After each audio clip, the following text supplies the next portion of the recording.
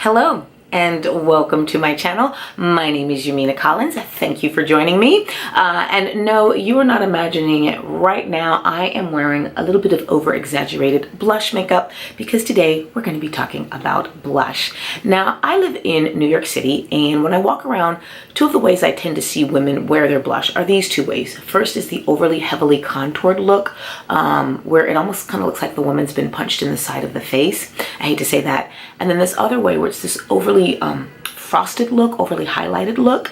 And it's funny, I recently had a guy friend out of the blue at work kind of tell me, he was like, Yamina, if I see another woman walk around with this heavy frosted look, he said it was just too much, that it kind of reminded him, I think, of the chrome wheel of a car, which coming from a guy I thought was an interesting observation. Now, I tend to be a fan of more subtle makeup. You might not think so because yes, I'm wearing a bit of crazy yellow eye makeup, but it's spring and sometimes I do like to do that.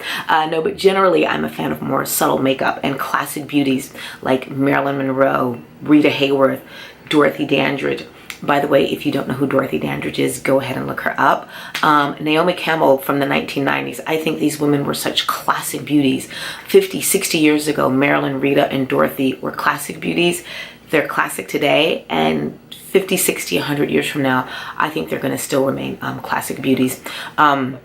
Whereas the way that we as women wore our makeup in the 70s, 80s, even today, I don't think our makeup is going to read as classic as theirs did, because we tend to wear our makeup where it overpowers our features, and I think sometimes makes us look clownish instead of just almost kind of lit from within. As a matter of fact, if you look at certain pictures of, say, like Marilyn Monroe, it almost looks like she's not wearing any blush. And clearly she is. I'm sure all of these women were wearing a lot of makeup in front of the camera, but they wore it in a way where it appeared subtle. Anyway, I am going to just go ahead and remove my blush and show you how I do it. I am by no means an expert, just a girl who loves makeup. And I'm gonna go ahead and remove this and come right back. Okay, I am back, and as you can see, I have removed my blush makeup. We're starting with a bare cheeked face, and I'm going to go ahead and start with my Yves Saint Laurent lip and cheek stain. I actually don't like using powders because for me it just seems to kind of bunch up on my face and just create a heavier look than I want. So I go ahead and I take this cheek stain and I apply it directly to a blush brush. I don't use this directly because for some reason when you put this directly on your cheek, it leaves the stain of the imprint of this right on your cheek. So I've discovered I can't use that.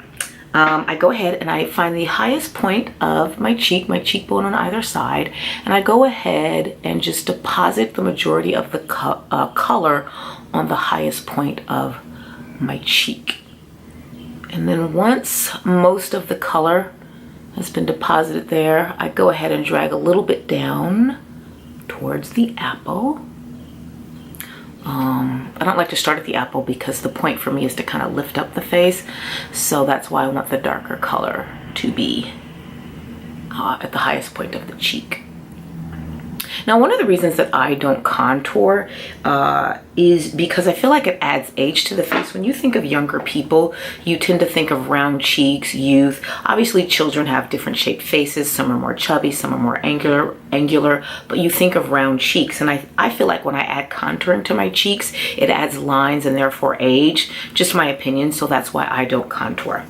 Now after this, I go ahead and I add a little bit of lipstick. I'm gonna go ahead for my unfinished lipstick palette and find the lightest pink. And I'm gonna go ahead and add that also to the apple of my cheek. Because again, I want the color to go lightest to darkest. So I'm gonna go ahead and do this. And yes, right now I am looking like Raggedy Ann, but hopefully by the end of this, I won't. Let's go ahead and take this brush again, the cheek brush, and just kind of try to blend that in together as much as possible. And then what I want to do is get rid of any edges. I kind of want to have, don't want a start point. I want to get rid of all of the edges. So I go ahead and take my beauty blender and I just go all around the cheek to make sure there's no start or stop point, as if my skin is just kind of bleeding right into rosy cheeks. So let's go ahead and just round this out.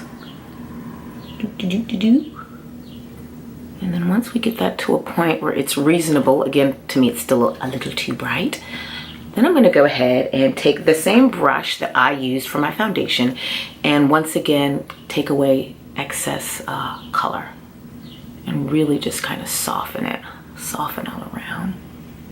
And then kind of see what we've got.